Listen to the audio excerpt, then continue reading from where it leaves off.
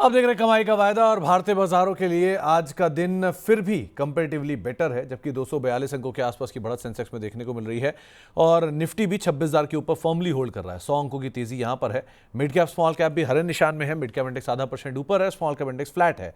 Nifty bank flat है। Advance decline करीब करीब 1700 शेयर तेजी में है और 850 शेयर मंदी में, यानी हर एक शेयर की गिरावट सामने 2 शेयर जो कि तेजी में कामकाज करते हुए दिखाई पड़ रहे हैं। आज कमान संभाल ली है एनर्जी स्पेस ने, करीब करीब 1.5% ऊपर ट्रेड करता हुआ दिखाई पड़ रहा है, जिसमें पूरी तरह से Adani Green, Reliance Power, ATGL, Adani Energy, IOC, GAIL, ये सब आज पार्टिसिपेट करते हुए दिखाई पड़ रहे हैं। प्लस मेटल, प्लस फार्मा जहां पर खरीदारी है। बिकवाली वाली साइड पर है ऑटो और बैंक, जहां पे थोड़ी बहुत बिकवाली आज के सत्र में देखने को मिल रही है। बातचीत करने के लिए आज हमारे साथ वरुण सर मौजूद हैं, जिनसे हम चर्चा करेंगे मार्केट्स को लेकर भी और कुछ सवालों को लेकर भी हम बातचीत करेंगे। वरुण सर नमस्कार, स्वागत है कार्यक्रम में। पहले तो मार्केट्स पर एक व्यू, क्योंकि बाजार है तो 26,000 के ऊपर, आगे रहेगा कि नहीं वो आप बताओगे। जी Sumit ji, good morning, good afternoon हमारे सभी व्यूअर्स को, आपकी टीम को और आपको। सुमित जी, देखिए, कल की हमने सत्र में बात की थी कि मार्केट एक कंसोलिडेशन जोन में है और एक कंसोलिडेशन करता हुआ दिख रहा है और करीबन 25,800 के आसपास यहाँ पर एक अच्छा बेस बना है और यहाँ पर 26,000 के ऊपर कंफर्टेबली आज आप मॉर्निंग से देखेंगे तो ट्रेड कर रहा हुआ दिख रहा है। और काफी सारे सेक्टर्स जो आप वो अंडर परफॉर्म कर रहे थे वो आज परफॉर्म करते हुए दिख रहे हैं। तो मार्केट में पार्टिसिपेशन वाइज भी आप देखेंगे तो काफी अच्छा यहाँ पर हमें पार्टिसिपेशन देखने को मिल रहा है। अब निफ्टी बैंक की बात करेंगे, आईटी एक अच्छा पुश देने की कोशिश कर रहा है। कल के सत्र में देखेंगे निफ्टी आईटी करीबन 300-400 पॉइंट की गिरावट थी, बट शाम को क्लोज होते होते यहाँ पर अच्छी रिकवरी आई थी और निफ्टी बैंक एक कंसोलिडेशन जोन में है, करीबन 57,800 के आसपास कल का लो था और यहाँ पर आज आप देखेंगे तो 58,300 के आसपास है। यहाँ से हमें लग रहा है कि निफ्टी बैंक थोड़ा सा पुश दे दे तो एक या दो सत्र में हम आई थिंक 26,100 एक रेजिस्टेंस है, नहीं तो फिर हम लाइफ हाई पहुंच सकते हैं बहुत जल्दी, ऐसा हमारा मानना है। तो आगे बढ़ूं उससे पहले दीपेश जी का सवाल आ ही गया आपके लिए। कल उन्होंने हीरो जीरो में एक 25,850 की कॉल में खरीदारी की थी और 19 रुपये बाय करके 82 रुपये पर बेचा और प्रॉफिट भी बनाया, तो वहां तो उसके लिए आपका शुक्रिया अदा करेंगे ही वो ऑब्वियसली। लेकिन आज के लिए कोई हीरो जीरो ट्रेड आपको दिख रहा है क्या? एक और साथ ही साथ पिरामल फार्मा, यहां क्या करें? बहुत समय से रेंज बाउंड है। जी सुमित जी, देखिए, हीरो जीरो एक्सपायरी के दिन हम अगर ट्रेड ले तो आपके पास रिस्क थोड़ा अच्छा रहता है क्योंकि बहुत कम प्रीमियम होता है और अगर कोई वन साइड निफ्टी मूव देता है तो यहाँ पर हमें अच्छा मूव मिलता है। तो आज तो कोई एक्सपायरी नहीं, तो हीरो जीरो तो नहीं रहेगा। बट आप देखेंगे तो पीपीएल फार्मा पर आप देखेंगे तो पीपीएल फार्मा एक रेंज में है, करीबन 185 से लेकर 210 के आसपास जो जोन है वहां पर 200 एसएम है पीपीएल फार्मा का डेली का। और वहां पर उसी स्तर के आसपास यहाँ पर कंसोलिडेशन होता दिख रहा है। जैसे ही हमें 210 212 का एक जोन है वहां पर क्लोजिंग मिलेगा, ये पूरा जो 25 पॉइंट का रेंज है वो निकल जाएगा और यहाँ से हमें अच्छा मूवमेंट मिल सकता है। बट तब तक एक रेंज में है, बाय ऑन डिप करिए, जितना closer to the lower range 185 190 के जोन में खरीदारी करें वो अच्छा रहेगा। और अगर आपको मोमेंटम ट्रेड चाहिए 210 के ऊपर खरीदारी करिए एक दो दिन क्लोजिंग के बाद, तो एक अच्छा बेटर मोमेंटम ट्रेड बन सकता है। तब तक एक रेंज में है, तो अगर आपके पास कोई लॉन्ग पोजीशन है 180 85 का एक स्टॉप लॉस मेंटेन करिए। अगर शॉर्ट पोजीशन है 210 212 का एक स्टॉप लॉस मेंटेन करिए। तो आपको पिरामल फार्मा को लेकर एक राय यहां पर दी गई है। कमलेश भट्ट साहब पूछ रहे हैं कि अदानी पोर्ट की 1480 कॉल ली है 46 के भाव से, यहां क्या करना चाहिए? और सिप्ला की 1670 की कॉल ली है 58 के भाव से, इन दोनों में काफी लॉस हो रहा है, क्या करें? जी, आप देखेंगे इसमें जी अदानी पोर्ट एक अपना जो लाइफ हाई है करीबन 1490 उसके आसपास ही आप माफ कीजिएगा, एक अब जो स्विंग हाई है 1490 उसके आसपास ही ट्रेड कर रहा है और एक इम्पल्सिव करेक्टिव के पैटर्न में यहाँ पर काम हो रहा है। अदानी पोर्ट का आप देखेंगे नेक्स्ट वीक रिजल्ट है। आज अदानी शेयरों में काफी अच्छा मोमेंटम है, तो मेरी यहाँ पर सलाह रहेगी कि आप बने रहिए अदानी पोर्ट के, यहाँ पर आपने जो जो पोजिशन बनाई है। हालांकि नेकेड ऑप्शन से बाइंग या सेलिंग में सलाह नहीं दे रहा हूँ, आपको एक स्ट्रेटेजी के साथ जाना चाहिए। बट फिर भी एक स्टॉप लॉस मेंटेन करके आपका एक रिस्क रिवॉर्ड मेंटेन करके यहाँ पर बने रहिए क्योंकि पैटर्न काफी अच्छा है। और सिप्ला की अगर बात करें तो सिप्ला का आप देखेंगे तो एक अच्छा ब्रेकआउट देने के बाद सिप्ला वापस एक रेंज में आ चुका है और अपने 24 एसएमए के आसपास कंसोलिडेट कर रहा है। जो दर्शक ने हमारा जो कॉल लिया है उन्होंने काफी out of the money call लिया है, तो यहाँ पर उनको अपना रिस्क रिवॉर्ड संभालना पड़ेगा। अगर सिप्ला 1565 के नीचे क्लोजिंग देता है तो आप एक बार एग्जिट कर लीजिए, या फिर आपका जितना नियर टर्म एक्सपायरी जो जितना नियर टर्म आप ओटीएम के आ जाए उतना अच्छा है, क्योंकि काफी आपका आपने जो कॉल लिया है काफी ओटीएम है और यहाँ पर प्रीमियम डीके होने के चांसेस ज्यादा है। हालांकि सीरीज की शुरुआत हो रही है तो अभी तो ऐसा कोई प्रॉब्लम नहीं है, बट जैसे जैसे सीरीज आगे बढ़ेगी आपका प्रीमियम डीके होता रहेगा। तो क्लोजर टू तो आपका जो स्ट्राइक प्राइस है वो आना जरूरी है। तो आपका जो स्ट्राइक प्राइस है वो आने की उम्मीद ज़्यादा लगा के चल सकते हैं। गौरव तिवारी जी ने भरता फॉर्ज, अच्छा भरता नहीं होगा, भारत फॉर्ज होगा, भारत फॉर्ज की कॉल लेने की इच्छा रखी है और ऊनो मिंडा की भी एक ऑप्शन लेने की इच्छा रखी है यूएस के ट्रेड डील के ऊपर। क्या ये टू अर्ली, मतलब टू लेट है ये सिचुएशन को इवेलुएट करने के लिए, या ये दोनों लग रहा है लेने लायक है? इसमें जब देखेंगे भारत फोर्ज ने अपना जो एक मोमेंटम वाला ट्रेड बताया था और लास्ट ईयर के करीब 1785 का एक हाई बनाया था और बाद में कंसोलिडेशन में एक आप बोल सकते हैं डाउन ट्रेंड में चल रहा था और काफी बड़ा करेक्शन यहाँ पर कंप्लीट किया है। करीबन 1350 का जोन है, वहां पर एक रिजेक्शन आता है और यहाँ से आपने 1100 का लेवल भी देखा है। तो 1100 से लेकर 1350 एक जोन है और यहाँ पर आप देखेंगे तो 200 एसएमए के नीचे चल रहा था, अब 200 एसएमए कैप्चर कर चुका है स्टॉक और थोड़ा सा मोमेंटम भी दिखा रहा है। अर्निंग्स भी नजदीक में है। 1350 के ऊपर अगर स्टॉक क्लोजिंग देता है तो यहाँ पर मुझे लग रहा है 1500 के चांसेस है। पैटर्न काफी बढ़िया है और यहाँ से करेक्शन जो है मंथली और वीकली चार्ट पर भी कंप्लीट होता हुआ दिख रहा है। तो यहाँ पर बच्चे पैटर्न से अगर आपके पास कोई लॉन्ग पोजिशन है, बिल्कुल बाय ऑन डीप करना चाहिए। 1355 के ऊपर अगर स्टॉक जाता है तो यहाँ पर 200 पॉइंट का करीबन यहाँ पर रेंज ब्रेकआउट मिलेगा और 1500 से लेके 1550 के टारगेट भी यहाँ पर बन सकते हैं। तो आपको एक राय यहाँ पर दी गई है खास तौर से भारत फोर्ज और ऊनो मिंडा के रेफरेंस में भी। मोहम्मद शाहिद साहब के पास एनएमडीसी की कॉल है, 77 रुपए की कॉल है, ₹2.5 के दाम पे उन्होंने ले रखी है।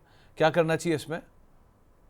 जी बिल्कुल, आप देखेंगे सुमित जी मेटल स्टॉक्स में ओवरऑल यहाँ पर काफी अच्छी बाइंग देखने को मिली है और काफी अच्छा मोमेंटम है सारे स्टॉक्स में। और स्टील स्टॉक्स आज देखेंगे तो काफी अच्छा कर रहे हैं, लेटली आप देखेंगे तो एल्यूमिनियम स्टॉक्स अच्छा कर रहे थे। तो काफी मेटल सेक्टर एक रोबस्ट तेजी दिखा रहा है, मेटल इंडेक्स में इटसेल्फ अच्छा ब्रेकआउट है। एनएमडीसी का जो बिजनेस है थोड़ा अलग है, आयरन ओर में है। और यहाँ पर भी आप देखेंगे तो करीबन 74 के आसपास से यहाँ पर एक हमें अपमूव देखने को मिल रहा है और करीबन 79 के आसपास रिजेक्शन आ रहा है। तो स्टॉक का स्ट्रक्चर अच्छा है, मेटल सेक्टर का टेलविंड अच्छा है, यहाँ पर भी रब ऑफ इफेक्ट आ सकता है। करीबन 75 के आसपास का कैसल मेंटेन करिए और आने वाले दिनों में करीबन 79 से 82 के टारगेट एनएमडीसी में बन सकते हैं। आने वाले दिनों में जो आपको टारगेट दिए गए हैं एनएमडीसी के 79 से 82 तक जाता हुआ दिखाई पड़ सकता है। सूरज जी के पास कैम्स का फ्यूचर है नवंबर एक्सपायरी का, 4000 रुपए पे। आज 4% का ड्रॉप है, अब क्या करें? जी।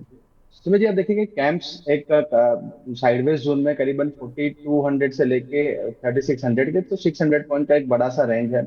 और आप देखेंगे तो अभी जो रिसेंट आप रेंज देखेंगे तो करीबन 4000 से लेके 3600 का, 3600 का एसएल मेंटेन करना जरूरी है। हालांकि आज गैप डाउन खुला था, काफी अच्छा रिकवरी दिखा है, क्योंकि कल आप देखेंगे तो सेबीआई की ओर से म्यूचुअल फंड की तरफ से कुछ न्यूज आया था और एएमसी कंपनीज और जो होल्डिंग कंपनीज है उनको यहाँ पर थोड़ा नेगेटिव जो न्यूज है दिख रहा है फंडामेंटली।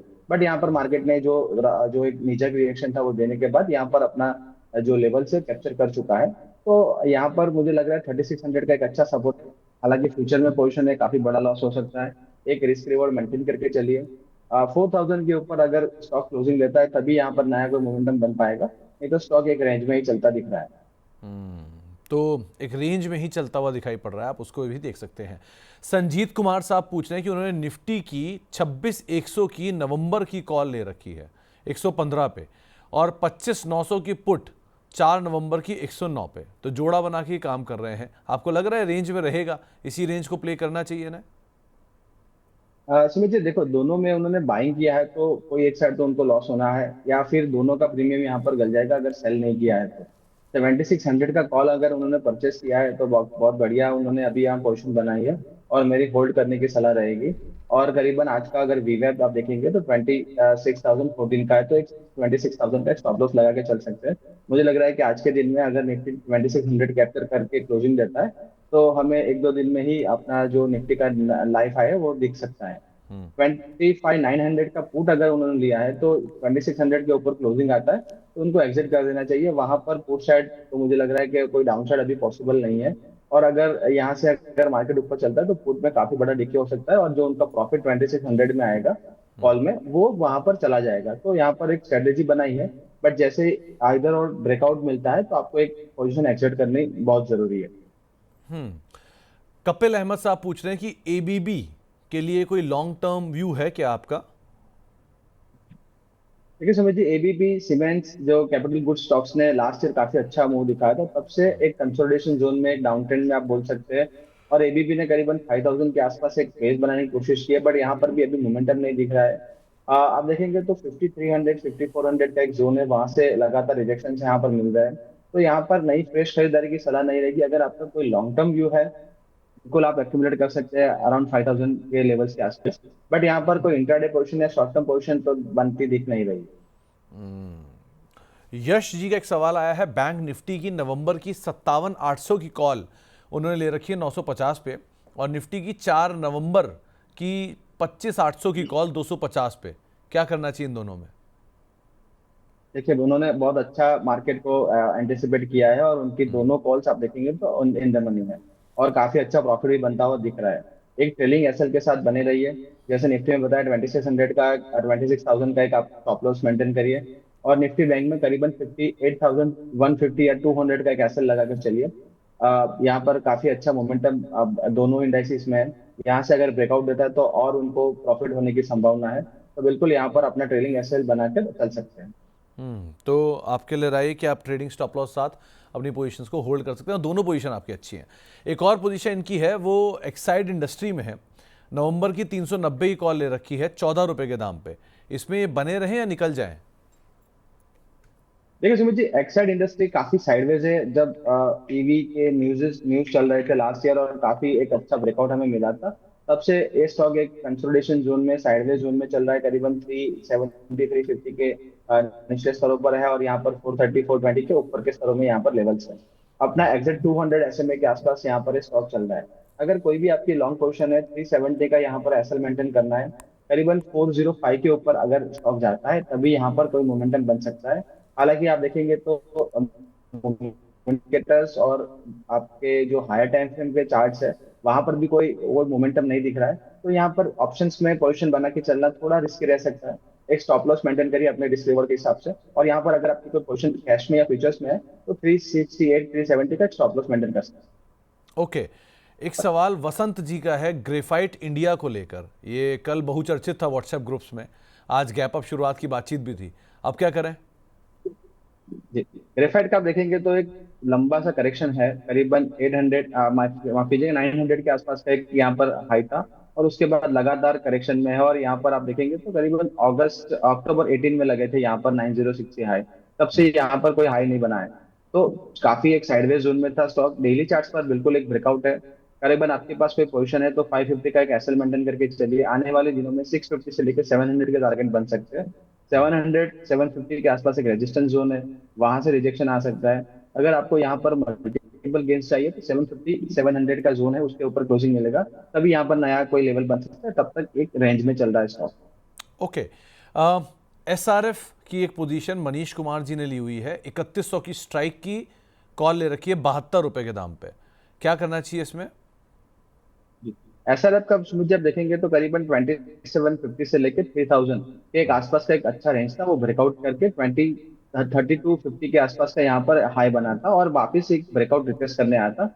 वहां पर अर्निंग्स में थी, अर्निंग्स थोड़े डिसअपॉइंटेड रहे थे, मार्केट के एक्सपेक्टेशन के मुताबिक नहीं थे। तो स्टॉक एक कंसोलिडेशन में चल रहा है। हमारी यहाँ पर बाय कॉल भी थी और इसी लेवल पर थी। तो यहाँ पर स्टॉक में कोई मोमेंटम नहीं बन रहा है। 2985 का हमारा स्टॉप लॉस है, वो मेंटेन करके चलिए। बट उनका ऑप्शन में पोजीशन है तो उनको एक अपना रिस्क रिवॉर्ड लेके चलना पड़ेगा, क्योंकि अगर स्टॉक साइडवेज रहेगा या नेगेटिव रहेगा तो उनका जो 3100 का जो कॉल है वो काफी यहाँ से डिके होता रहेगा। तो एक बिल्कुल रिस्क रिवॉर्ड के हिसाब से एक स्टॉप लॉस मेंटेन करिए। यहाँ पर एसआरएफ में जब भी मूव आएगा 3080 के ऊपर जाएगा, तब यहाँ से एक अच्छा मोमेंटम बन सकता है, और करीबन 3250 के टारगेट भी बन सकते हैं। बट हाल फिलहाल एक साइडवेज टू नेगेटिव जोन में चल रहा है। तो साइडवेज टू नेगेटिव साइड पर एसआरएफ सो फार कामकाज करता हुआ दिखाई पड़ रहा है। एक और सवाल आया है अदानी पोर्ट को लेकर, इन लेवल्स पे एंट्री करनी चाहिए क्या इसमें? देखिए सुमित जी, अदानी पोर्ट एक अच्छा, आप देखेंगे तो चार्ट पैटर्न है, स्ट्रक्चरली काफी बुलिश है, बट एक लो बीटा स्टॉक है। तो आपने अदानी ग्रुप के बाकी आप शेयर्स देखेंगे तो वहां पर एक high momentum high beta stocks है। तो यहाँ पर अगर आप पोजीशन बनाते हैं तो बिल्कुल यहाँ पर बनानी चाहिए, क्योंकि आप देखेंगे तो अपने 2-3 दिन का जो हाई है उसके ऊपर ट्रेड कर रहा है और काफी अच्छा स्ट्रक्चर दिख रहा है। यहाँ पर अगर एंट्री कर रहे हैं तो 1430 1425 का एक स्टॉप लॉस मेंटेन करके चलिए। यहाँ हो सकता है कि नेक्स्ट वीक रिजल्ट से उनके अर्निंग्स है, तो यहाँ पर करीबन 1490 से लेके 1525 के लेवल्स यहाँ पर दिख सकते हैं। काफी अच्छा रनअप है टेलविंड सेक्टर का उनका, आप देखेंगे। और एज पर ग्रुप, आप एज फार एज ग्रुप की बात करेंगे तो ग्रुप शेयरों में भी काफी अच्छा मोमेंटम है, तो वो रबर इफेक्ट जो है यहाँ पर भी आता दिख सकता है। तो यहाँ पर आप एक एसएल मेंटेन करके चलिए, 1500 के टारगेट बन सकते हैं। हम्म। अदानी ग्रीन एनर्जी पर भी एक राय चाहिए। आज का बजिंग है, आज का स्टार परफॉर्मर है। 1200 की कॉल ले रखी है आदि साहब ने, यहाँ क्या करना चाहिए? वैसे आप देखेंगे सुमित जी, स्ट्रक्चरली काफी नेगेटिव स्ट्रक्चर था अपना। जब अर्निंग्स के पहले आप देखेंगे तो 200 के अपना 200 ऐसे में था, उसके नीचे यहाँ पर कामकाज कर रहा था। और फिर रिजल्ट्स के जो अर्निंग्स आए उसके बाद एक बम्पर यहाँ पर हमें 10% का मूव देखने को मिला है। सुमित जी, क्या होता है ऑप्शंस में, आपने काफी ओटीएम, उन्होंने जो दर्शक है उन्होंने कॉल खरीदी है और यहाँ पर एक शार्प मोमेंटम आया है। जैसे ही मोमेंटम फिजल्ड आउट होगा, जो आईवीज जो एकदम से बड़ी है वो क्रैश हो सकती है। तो बिल्कुल एक एसएल लगा के यहाँ पर बने रह सकते हैं। ब्रेकआउट अच्छा है, करीबन 1177 के प्रीवियस स्विंग हाई है, वहां पर भी स्टॉक जा सकता है। स्ट्रक्चर अभी भी नेगेटिव है और जैसे जो मूव हमें मिला है वो मूव जनरली ऐसे नेगेटिव पैटर्न्स या नेगेटिव चार्ट जो अभी स्ट्रक्चर है उसमें सस्टेन नहीं कर रहे। बिल्कुल एक एसएल लगा के चलिए। हो सकता है कि अगर यहाँ पर मोमेंटम फिजल आउट हो जाए तो आपका जो आउट ऑफ द मनी, काफी आउट ऑफ द मनी 10% के ऊपर का कॉल है, वो आपका डीके फास्ट हो सकता है। ओके। एक एम्बर एंटरप्राइजेस को लेकर भी कोई राय रखते हो क्या आप? 6,866 रुपए पे खरीदारी है रूपम जी की, यहाँ क्या करें? बिल्कुल सुमित जी, देखेंगे एम्बर एंटरप्राइज 8500 से लेके 7900 का एक काफी बड़ा जोन था, उसमें कंसोलिडेट कर रहा है। आप देखें करीबन 2 मंथ से यहाँ पर एक कंसोलिडेशन चल रहा है और अपना डेली का 24 ऐसे में है, ये में है, माफ कीजिएगा, वहां पर वहां पर बेस लेकर यहाँ स्टॉक चल रहा है। अपना ऑल टाइम हाई भी आई थिंक आज लगा है 8626 का। तो यहाँ पर चार्ट पैटर्न तो काफी बढ़िया है। और स्ट्रक्चर वाइज भी आप देखेंगे तो आप हायर टाइम फ्रेम से मंथली, वीकली या डेली चार्ट्स पर भी काफी अच्छे स्ट्रक्चर में स्टॉक पॉइज्ड है। और आपका आप देखेंगे तो यहाँ पर जो मोमेंटम इंडिकेटर्स है वो भी अपवर्ड मोमेंटम ही यहाँ पर सजेस्ट कर रहे हैं। बिल्कुल बने रहना चाहिए। स्टॉक थोड़ा वॉलेटाइल है, फ्यूचर्स में आपने खरीदारी करी है तो आप एक स्टॉप लॉस मेंटेन करके चलिए, जो भी आपका रिस्क रिवॉर्ड है। क्योंकि टेक्निकली आपका जो स्टॉप लॉस है वो 7950 का है, तो यहाँ पर करीबन आप देखेंगे तो 500 रुपीज का स्टॉप लॉस है। तो उस हिसाब से आपको अपना रिस्क मैनेज करना है। और 8500 8550 के ऊपर अगर क्लोजिंग जाता है तो यहाँ से आप मान सकते हैं 8750 से लेके 8800 के टारगेट भी बन सकते हैं। हम्म। आज पीएसयू बास्केट को देखो आप Varun sir. SAIL, Coal India, IGL, container corp, IRFC, RVNL, IREDA, सब के सब बढ़िया शॉर्ट कवरिंग में ही इधर या नए लॉन्ग्स बन रहे हैं। यहां से कुछ पिक कर पा रहे हो क्या आप? जी सुमित जी, हाँ, हमने 1-2 दिन पहले आप देखेंगे तो आईओसीएल और हिंदुस्तान पेट्रो पर हमारी यहाँ पर बुलिश कवरेज थी। और आप देखेंगे तो वहां पर आईओसीएल में आज 4% का मूव, अपसाइड मूव है। तो आईओसीएल एक अच्छा स्टॉक है। अर्निंग्स के बाद भी आप देखेंगे तो जीआरएम काफी इंप्रूव हुए उनके, और क्वार्टर एंड क्वार्टर भी रिजल्ट्स काफी अच्छे आए थे। तो यहाँ पर आईओसीएल में हमारी एक पॉजिटिव है। यानी ओएमसी में आप देखेंगे तो सारे बीपीसीएल, एचपीसीएल, आईओसीएल में आप कोई भी पिक करके यहाँ पर पोजीशन बना सकते हैं। Specially IOCL and Hindustan petroleum के जो चार्ट है काफी स्ट्रक्चरली पॉजिटिव दिख रहे हैं, तो यहाँ पर आप पोजीशन बना सकते हैं। इनफैक्ट कल नंबर आए तब नहीं चला आईओसी, और आज वो चल पड़ा, 5% ऊपर कामकाज करता हुआ दिखाई पड़ रहा है। नंबर्स के बाद यहाँ पे एक अच्छा रिएक्शन आज के सत्र में आता हुआ दिखाई पड़ रहा है।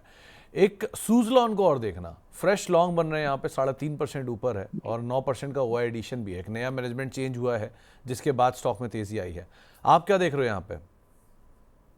जी तो मुझे बराबर याद है सुजलॉन जब एफएनओ में एंट्री हुआ था तब यहाँ पर 60 के लेवल से करीबन 74 के लेवल्स बने थे।